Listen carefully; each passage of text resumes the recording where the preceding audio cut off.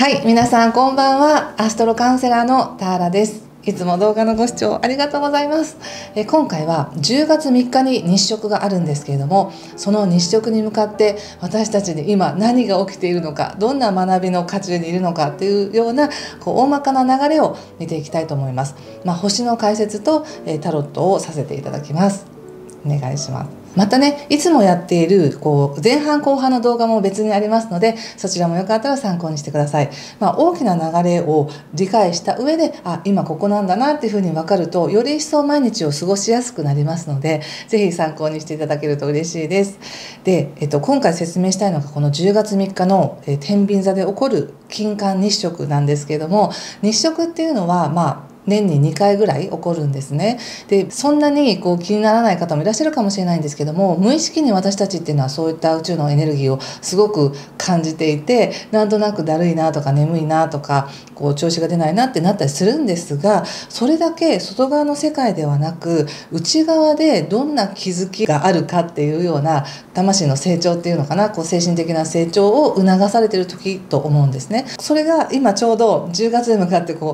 どういう感じかなっていうのを見たいと思ったんです。で、その説明の前にちょっと皆さんにね、考えていただきたいというか振り返っていただきたいことがあるんですけども、皆さんよくね、未来に何があるってなると、それは何が起こるんだろうという現象だけをすごく追い求めますよね。どんないいことがあるんだろうとか、どんな怖いことがあるんだろうとか。だけれども運勢っていうのは、それぞれが今までどのように自分を捉えて、この運を捉えて生きてきたかっていう、その過去の現象に応じて未来の現象っていうのも変わってくる。自分が作り出す現実っていうのも変わってくるので、ちょっと振り返っていただきたいんですけど、例えば2023年の10月に去年の10月にも実は金環日食あったんですね。ここで初めて天秤座で起こる日食がありました。で、この時に皆さんは何を考えていたでしょうか。どんなことを願っていたでしょうか。多分ですけど、その時も私は日食ですよって一生懸命言っていたような気がするんですね。で、それぞれが願うことやテーマっていうのは違うと思うんですけども、その去年の10月に願ったことっていうものがどうなったかなっていうのが、また今年の4月の日食でも何か大きく進歩したんじゃないかなと思うんです。で、この日食から日食までの間っていうのはすごくいろんな気づきがあるんですね。表面的なことではないです。内側で。内側が変化すればするほど外側の世界というのは簡単に変わったりするので、そういう意味で今年の4月9日にも皆既日食がありました。これはお羊座で起こる皆既日食だったんですね。ですから中には去年の10月に願ったこと、意図したこと、頑張ろうと思ったことが今年の4月にきっかけがあったよとか、現実に起きましたよとか、もしくは4月に新しく始めますみたいな、とにかく新しく始めるっていうエネルギーがすごく強かったので、そこで何か行動を起こしたよっていう方は、この4月5月6月のこの流れのウェーブに乗っていろんなことを体験できたんじゃないかなと思うんですね。で、もし何にもなかったですっていう方も全然心配しないでいいんですよ。外側の世界何もなくても、内側で自分がどのようなことに気づいたかっていうのがとっても大事なので、例えばすごくいい映画を見てものすごい感化されましたみたいな、そういうのもすごく大きな気づきですし、たまたまその時出会ったその人の言葉に感銘を受けましたとか、はっと気がつきましたということもあったりするので、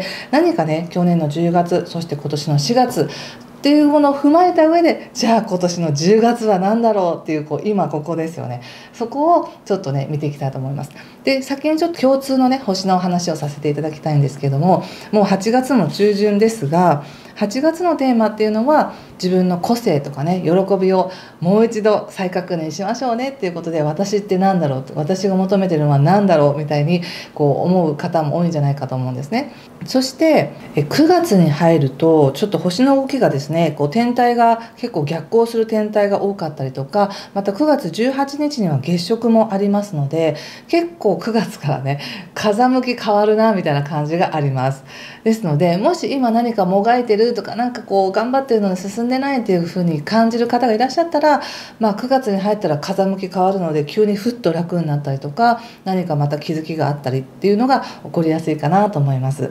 ただ結構この今年の4月そして今年の10月にかけてのこの日食のテーマっていうのは結構ね人間関係に影響している人が多いだろうなっていうふうに思うので、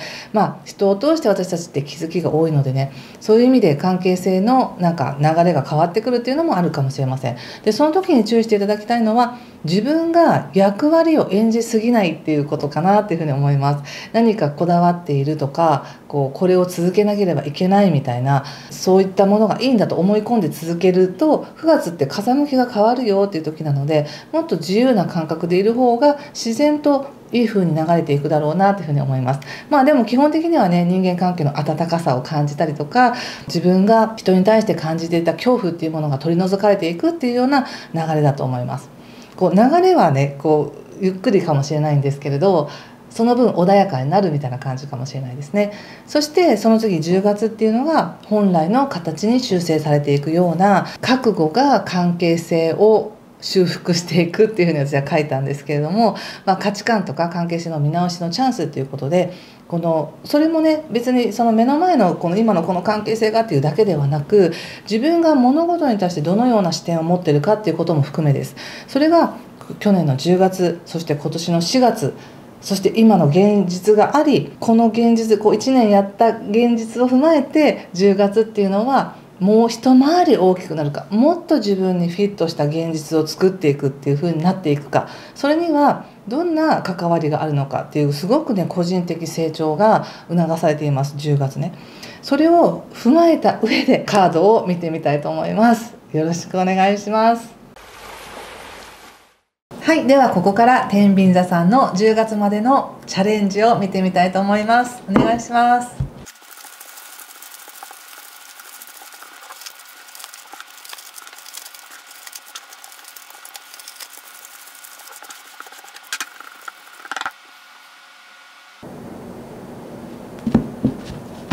はい、じゃあ一緒に見てみましょう。お願いします。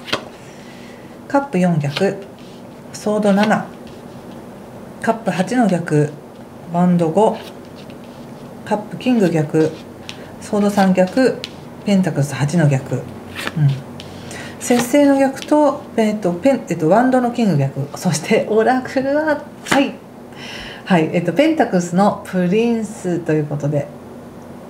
ナイトですね。これはペンタクルスとナイト。はい、このチャレンジっていうのは何がどうなりますよっていう外側の現象ではなく、10月2日までの間にどのような気づきがあるのかっていう、その自分の内側で起こりやすい学びですね。どんなことを促されているのかっていう感じで捉えてください。でいかがでしょうか去年の10月のことを思い出してみたら、どんなことを願ったと思いますか？この去年の10月もですし、今年の10月も天秤座で起こる日食なんですね。なので天秤座の皆さん一番実は響きやすいっていうのがあるんです。何に響くかって、心に響く、ハートに響く、なんかあり方に響くみたいな感じで、中にはただただ眠かったとかただ体調がという方もいらっしゃれば、何か具体的なね願いを立ててこういうふうにしていこうみたいなっていう願いを立てた方もいらっしゃるかもしれませんが、この去年から1年経ってさらにバージョンアップして、去年はまだ水面下だった、もしくは可能性の種しかなかったものが、今年の10月っていうのはもうその種は外に出てませんか、地上に出てませんかみたいな、そこからさらにどうしていきますかっていうのを問われている時なんですよね。なのでその10月までの間にじわじわじわじわと育ってきてる可能性っていうのが少しね、天秤座の皆さんまだ見えにくいかもしれません。中にはもう先にわーっと盛り上がって10月で完成みたいな方もいらっしゃるんですけど、天秤座の皆さんはおそらく今まだね、いろんな可能性の調整をしていて、これはこっちもこうみたいな、で何を手放したらいいのか、何を優先したらいいのか、でもあれもしなきゃいけないしみたいな、いろんな可能性っていうの調整が全部がなんか同時進行である中で、そして10月もしくは本当に9月の末ぐらいになってようやくなんかぴょこっとよかったみたいな感じになりそうな気がするので、そこまでぜひね息継ぎしながら頑張っていってほしいなって感じがします。で一番言われてるのはメッセージとして言われているのは、とにかく持続させることを意識してくださいって言われてますね。要するにとにかく今が良ければいいんだ、あとは分からないっていうよりも、10月までにその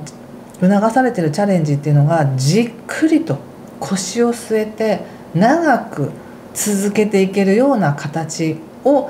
チャレンジさせられてるよっていう形なので、本当はもっと早く結果が出てほしいとか、本当はもっと早く手応えが欲しいとか、何か確固たるものが欲しいっていう感じがするんですけど、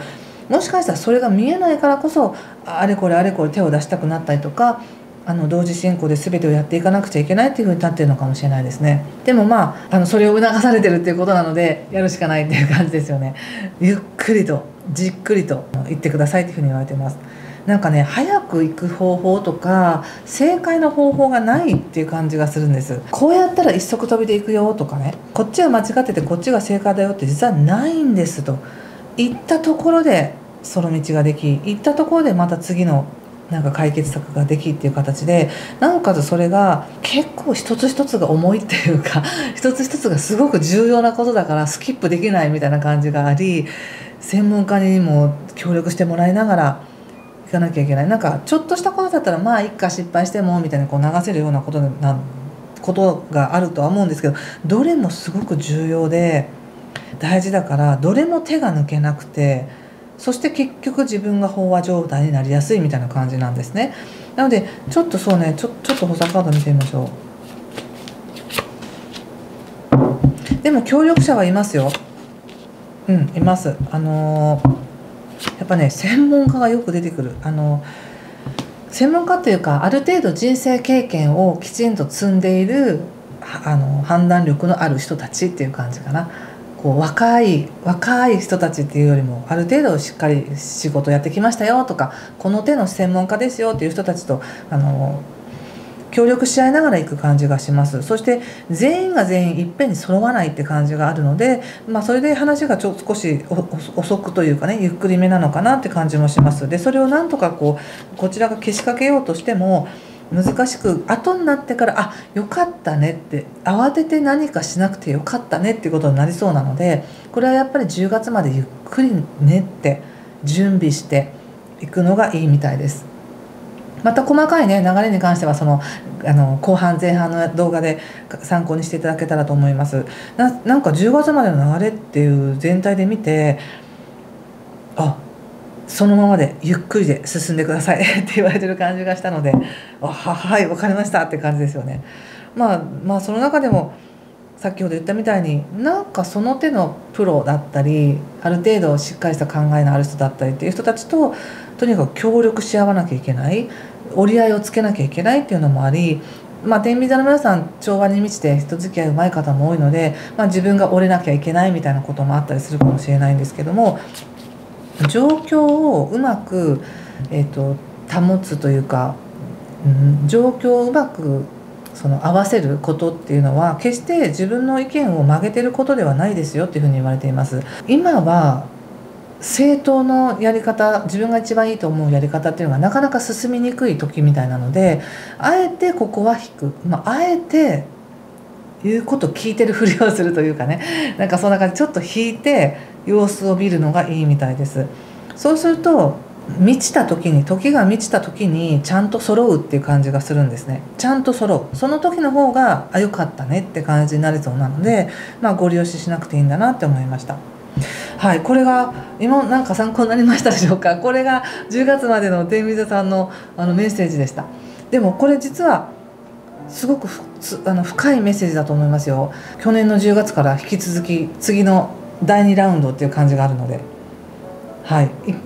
ゆっくり焦らずいきましょう。ということでここまでにしておきます。次回またねすぐ次の動画をアップしますので、そちらも参考にしてください。ちょっとでも良かったよとか分かりましたという方は、ぜひいいねボタンやチャンネル登録、コメントで教えていただけると嬉しいです。ではまたお会いしましょう。今回も最後までご視聴ありがとうございました。失礼します。